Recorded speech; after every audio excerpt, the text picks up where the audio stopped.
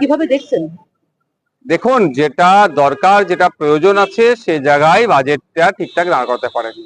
শুধু এখানে এখানে এখানে একটু দিয়ে চমক দেওয়ার চেষ্টা হচ্ছে, আর কিছুই না। নতুনত্ব কিছুই নয়। শুধুমাত্র যেভাবে নদী ক্ষয়ের ফলে মানুষ ক্ষতিগ্রস্ত হচ্ছে সেটার জন্য, এবং ঘাটার মাস্টার প্ল্যানের ব্যাপারে এটা হয়েছে। কিন্তু দুর্ভাগ্যের বিষয়, সরকারি কর্মচারীদের যেটা এর প্রাপ্য, তাদের হকের প্রাপ্য, সেটা তাদেরকে দেওয়া হচ্ছে না। মাত্র 4% দিয়েছে। আমরা বারবার বলছি, খেলা মেলা করে যখন হাজার হাজার কোটি টাকা বিভিন্ন জায়গায় খরচ হচ্ছে, সেখানে সরকারি কর্মচারীদেরকে কেন তাদের হকের দিয়ে বুঝিয়ে দেওয়া হচ্ছে না? এই সরকার, এখন যারা সরকারে আছে, 2011 সালে আগে তারা অপোজিশনে ছিল, তখন তারা বলেছিলেন কেন্দ্রীয় সমাহারে যে সরকার দিয়ে দিতে পারে না তাদের সরকারে থাকা অনুচিত, ছেড়ে দেওয়া দরকার। তাহলে আজকে কেন দিতে পারছে না? অন্যান্য ক্ষেত্রে যেগুলো অপ্রয়োজনীয় আমি মনে করছি, সেখানে হাজার হাজার কোটি টাকা খরচ করছে। আর একটা সরকার এগিয়ে যেতে, সরকার যেটা চলছে পশ্চিমবাংলায়, যারা অগ্রণী ভূমিকা রাখে অবশ্যই আমাদের সরকারি কর্মচারীরা, তাদের অক্লান্ত পরিশ্রমের ফলে আমরা তারা আমাদের রাজ্য এগিয়ে যাচ্ছে। কিন্তু দুর্ভাগ্যের বিষয়, তাদেরকে তাদের হকে পাইয়ে দেওয়া হচ্ছে না।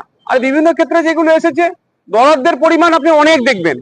মাইনরিটি ডেভেলপমেন্টের জন্য 5,600 কোটি টাকা, লাস্ট ইয়ারে ছিল 5,500 কোটি টাকা, তার আগের ফিনান্সিয়াল ইয়ারে ছিল আপনার প্রায় 5,000 কোটি টাকা। কিন্তু এন্ড অফ দ্য ইয়ার আপনি কি দেখবেন? 13, 14, 15, 16% খরচ হচ্ছে। লাভ কি হবে? ট্রাইবাল ডেভেলপমেন্টের জন্য দেখুন, একইভাবে বরাদ্দের পরিমাণ শুনে জানটা ঠান্ডা হয়ে যাবে। এত টাকা দিচ্ছে আদিবাসীদের উন্নয়নের জন্য, কিন্তু আদিবাসীদের দুরবস্থা ঘোচানোর জন্য টাকা কিন্তু খরচ হয় না। টাকার পরিমাণ, বরাদ্দের পরিমাণ প্রচুর দেখাচ্ছেন হেলথ ডিপার্টমেন্টে। হেলথ সেক্টরে প্রায় গত বছর সম্ভবত 26,000 কোটি টাকা ছিল, কিন্তু দেখুন মানে এখনো সেই ফিনান্সিয়াল ইয়ার চলছে, স্যালাইন না থাকার জন্য গরিব মানুষ তার ট্রিটমেন্টের জন্য স্যালাইন তাকে বাইরে থেকে কিনতে হচ্ছে। পর্যাপ্ত পরিমাণে মেডিসিন নাই, যে টাকা বরাদ্দ হচ্ছে সে টাকা খরচ হচ্ছে না। এই বছরে স্কুল এডুকেশনে প্রায় 41,000 কোটি টাকা বরাদ্দ হয়েছে। শুনতে খুব ভালো লাগছে, কিন্তু খোঁজ নিয়ে দেখুন এই 2024-25 অর্থবর্ষে কত স্কুল কম্পোজিট গ্রান্ট পেয়েছে। যে কম্পোজিট গ্রান্ট গুলোতে নিয়ে চক ডাস্টার থেকে শুরু করে, কোশ্চেন থেকে ছাপানো থেকে শুরু করে, স্কুলের ইলেকট্রিক বিল দেওয়া থেকে শুরু করে এই সমস্ত কাজগুলো হয়, সেগুলো হচ্ছে না। অন্তঃসার শূন্য একটা বাজেট, শুধু কিছু কিছু জায়গায় চমক দিচ্ছে। প্রকৃত অর্থে মানুষেরও লাভ হোক সেই বাজেট দেখতে পাচ্ছি না। কিছু শিল্পপতিদের লাভ হবে, কিছু পুঁজিপতিদের লাভ হবে এই বাজেটের মাধ্যমে। বিজেপির যে ওয়াকআউট, বিজেপি বলছে বেকার বিরোধী বাজেট, কি বলবেন? কোনো চাকরি তো দিশা নেই, কোনো চাকরির দিশা নেই বাজেটে।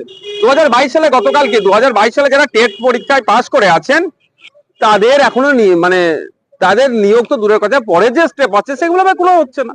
এটা 25 চলছে, তারা চপ বিক্রি করছে, প্রতীকী চপ বিক্রি প্রতিভা জানাচ্ছে। কোনো মানে চাকরির ক্ষেত্রে মানে যুব সমাজকে দিশা দেখানোর কোনো এই বাজেটের মধ্যে দেখতে পাচ্ছি না। শুধুমাত্র এটুকু চমক রেখেছে ভোট ব্যাংকে ধরে রাখার জন্য। বাজেটে আগে লক্ষ্মী ভান্ডার নিয়ে অনেক কথা হচ্ছিল, এই বাজেটে কোনো কথা হয়নি। এখন তো ভোট নেই, এখন বাড়বে কি করে? ওটা দেখবেন ভোট অন বাজেট যখন হবে, আপনার এই 26-এ হবে, তখন দেখবেন লক্ষ্মীর ভান্ডার বাড়াবে। তখন ভোটের দরকার। লক্ষ্মীর ভান্ডার দিয়ে তো প্রকৃত অর্থে মা বোনেদেরকে উপকৃত করতে চাইছে না। যদি এরা প্রকৃত অর্থে মা বোনেদের উপকৃত করতে চায়, তাহলে আমি বলবো 5,000 টাকা করে লক্ষ্মীর ভান্ডার দেওয়া দরকার, এবং রাষ্ট্র তার পরিবর্তে রাজ্য কিছু কাজে তাদের কাছে বুঝে নিই। এখন ভোট নাই এই বছরটাতে, ওই জন্য এই বছরে লক্ষ্মীর ভান্ডার বাড়ছে না। সামনের বছরে ভোট থাকবে, লক্ষ্মীর ভান্ডার বেড়ে যাবে, দেখবেন। দাদা, মুখ্যমন্ত্রী বলছেন যে অন্য রাজ্য লক্ষ্মীর ভান্ডার প্রকল্প নকল করছে, অন্যদিকে শুভেন্দু অধিকারী বলেছেন যে লাডলি বাহানা নকল করা হচ্ছে। দেখুন, নকল আসলের কিছু ব্যাপার নয়। যদি এইটা কেউ কোনো রাজ্য নকল করে, সেই রাজ্যের মা বোনেরা উপকৃত হয়, ভালো তো। আর ঠেলাঠেলির কি আছে?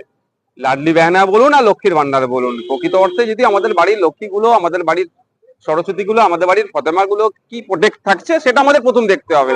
লাডলি বেহানা বলছেন, বেটি পড়া বেটি বাঁচাও বলছেন, আর উত্তরপ্রদেশে দর্শন করে আগুন লাগিয়ে দিচ্ছে যে ওর পরিবারের লোকজন যারা আছে তারা গিয়ে কথা বলে তাদেরকে খুন করে দিচ্ছে।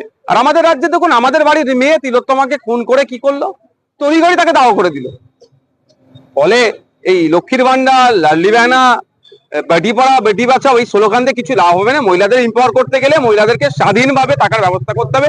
মহিলাদের দিকে যারা কুনজরে দেখবে, তাদের দলমত নির্বিশেষে তাদের বিরুদ্ধে কঠোর ব্যবস্থা নিতে হবে। 26 আগে লাস্ট বাজেট, 26 এ ভোট আগে লাস্ট বাজেট, এই ভোট বাজেটটা এটা ফুল বাজেট আছে, ভোট অন বাজেট হবে 26-এ, সেটা দেখতে পাবে। ফল কি পড়বে 26 এ ভোটে? দেখুন, শুধুমাত্র ফল পড়ার জন্য নয় বাজেটগুলো, কিন্তু আমরা একটা গুলিয়ে ফেলছি। এই সরকারের চিন্তা ভাবনা হচ্ছে ভোটমুখী বাজেট করা, কিন্তু এই সরকারের ভাবা দরকার বাংলা কিভাবে ভালো থাকবে। আজকে ডেটে প্রায় দেখুন 6,00,000 কোটি টাকা আমাদের ঋণ হয়ে গিয়েছে। ঋণের দায়টা তো আমাদের বাংলার মানুষের উপরে চাপছে।